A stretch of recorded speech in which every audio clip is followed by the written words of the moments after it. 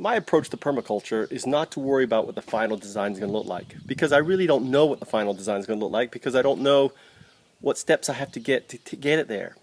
Instead, I let the property itself define what the final design is going to be. And here's an example of what I'm talking about. So this is going to be a swale, a new kind of swale, that's going to take a combination of, and I don't know what it's called, it's kind of like a Dutch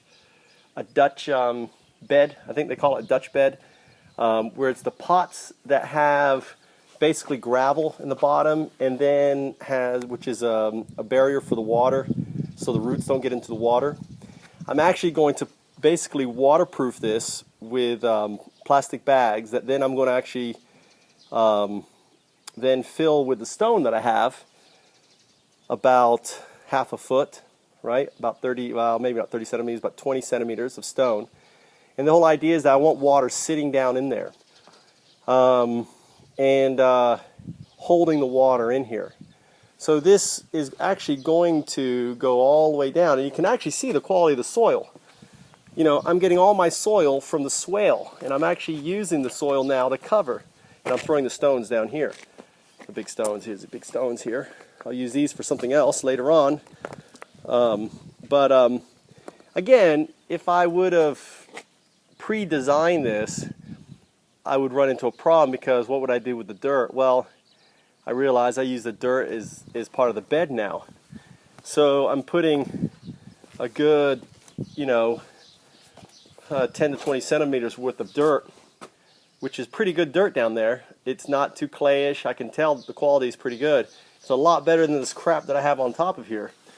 So this is going to snake its way basically all the way back. Now, the other thing that I'm doing here is I've got a lot of work to do, right? I haven't finished the rimming. I've got to build up the back there. I've got all the rimming there. I've brought material, which I'm using right now as a way to basically, as a ground cover to stop weeds and stuff, and to kill this grass and hopefully promote earthworms. All of this is going to be used over here as I create beds and everything else. So the rim, the path that may or may not follow this swale, I may not follow this swale. I'm just, I'm digging the swale first because I know I need it. I need to manage and control the water. That's what permaculture teaches me. I need to manage and control the water. I need to use the water in my favor. And so that's what I'm doing. So as I get this done, what I want to do is actually show my wife that I have something complete, and to get this part done so she can have something to look forward to. I've got to mulch this and cover it, and I probably will do the same. I don't know if I'm going to plant anything this year with it. Maybe I will, maybe I won't. So I don't know. I haven't decided yet. I haven't made that decision, right? Again, in Permaculture 2.0, well, I call it P2, basically, we don't make design decisions up till the point we need to. What we do instead is tackle a problem or issue at the time. Right now, my issue is water management and setting up the swale. As I'm digging the swale, I'm thinking about what's my next design step? What's my next, what's the next thing I need to tackle? I haven't wasted 2 weeks, 3 weeks as you do in P1 in coming up with the design. This is my house. It's all, all of this is basically zone 1, right? I have basically, it's all zone 1. I don't have zone 2, zone 3, or zone 4 or anything else. So when you're doing permaculture around your residence, especially, a small suburban residence like mine, which don't have ton of room, why spend all this time thinking about design? Get out and start working. The design will come. And, I know from permaculture, I want a snaking swirl. Why? One, it holds more water. Two, it's distributing the water more evenly around, right? So if I did a straight line here, swale down here, it wouldn't be as effective. The water would just run through it, creating a snaking. And the other thing that I will probably do is create dips. And I'll probably end up filling this swale in water just to see the level, right? So I don't have to have a leveler, I just get my hose right here and just let it run, you know, for 2-3 hours and watch it fill up.